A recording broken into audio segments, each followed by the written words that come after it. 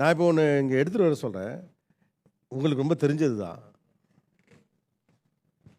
ஐயோ! இதை பிடிச்சுக்கிட்டு நீங்கள் என்ன சொல்ல விரும்புறீங்க? நான் இது வந்து வாழை ஷூட்டிங் அப்போ தான் இப்படி தொட்டேன். ரொம்ப காலத்துக்கு பிறகு. ரொம்ப காலத்துக்கு அப்புறம். என்னன்னா இது வந்து எனக்கு வந்து ரொம்ப பெயினான ஒரு விஷயம். ஃபர்ஸ்ட் டைம் எங்கள் அம்மா கூட்டிகிட்டு போகிறாங்க வேலைக்கு. இப்போ 10 வயசு இருக்கும் வச்சுக்கோங்களேன். 10, 8 வயசு தான் ஆகும். அப்போவே கூட்டிட்டு போயிட்டாங்க. அப்போ என்ன பிரச்சனைனா இந்த இந்த இந்த இது இருக்குல்ல இந்த சைஸு இதை வந்து நான் வந்து இப்போ நம்ம எம்டி ஸ்பேஸில் தூக்கிட்டு இருந்தா இவர் நாங்கள் நடந்து போகிற பாதையெல்லாம் ஃபுல்லாக வாழையெல்லாம் நிற்கும். அதுக்கு இது நடுவில் எங்கேயாவது போய் மாட்டிக்கும் போய் கழுத்து அந்த செகண்டே ஒடிஞ்சிடும். ஐயோ! அது ரொம்ப ரொம்ப மோசமான இது விஷயம் அது. அப்படி அம்மா பழக்கும் போது எனக்கு முடியாது சில நேரத்தில். அப்போவுமே முடியாதுன்னு வச்சுக்கோங்களேன். அப்போ அவங்க என்ன பண்ணுவாங்கன்னா அப்போ பழக்கிட்டு இருந்தா திட்ட மாட்டாங்க, அடிக்க மாட்டாங்க. இப்போதான் கூட்டி தோக்கணும்னு சொல்லிட்டு அவங்க மடியில் வச்சுக்குவாங்க, இடுப்பில் வச்சுக்குவாங்க. அவங்க தலையில் ஏற்கனவே 2 தார் இருக்கும்.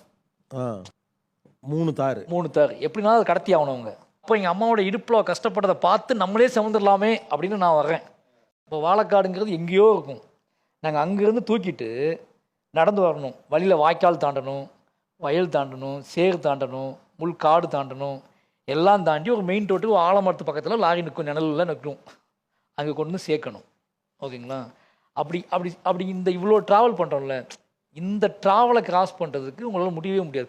உங்கள் கழுத்து வந்து உங்கள் காலும் கழுத்தும் பலப்படுறதுக்குல நான் நிறைய நாள் ஒடிஞ்சு விழுந்துருவோம்லாம் ஃபீல் பண்ணியிருக்கேன். அப்படி ஆடிக்கிட்டு தான் வருவோம்.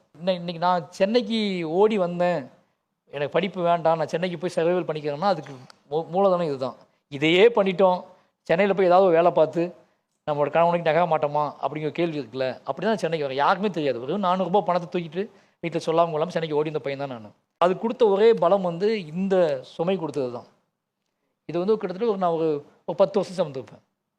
நான் வந்து ஒரு பையனை வந்து அவனுக்கு படிக்கணும்னு ஆசை இருக்குது. வீட்டில் வந்து அவன் சம்பாத்தியத்தில் தான் நடக்கணுங்கிற நிலைமை இல்லைங்கிறப்ப நான் வந்து ஒரு சிம்பாலிக்காக என்ன பண்ணேன், நீ மூட்டையை தூக்கி வீசிடு, முடிச்சுக்கலாம், நீ படி அப்படின்னா அவங்க அம்மாவும் ஒத்துக்கிறேன்னாங்க. அவன் மூட்டையை தூக்கி போட்டான். உங்களை அந்த வாழைத்தாரனை தூக்கி போட சொன்னால் போட்டுருவீங்களா? போட முடியாது. ஏன் மாட்டேன்? இல்லை தான் வந்தாச்சு அதுலேருந்து. அப்படி கிடையாது. நான் இன்னும் பார்த்துனப்பா, நான் எத்தனாவது ஜென்ரேஷன் அவன். என் ஊரில் என் பக்கத்து வீட்டில் தான் இருக்கான் அவன். அவன் என்ன சுமக்கிறானே? அவன் சுமக்கிறான்ல, நான் எப்படி தூக்கி போட முடியும்?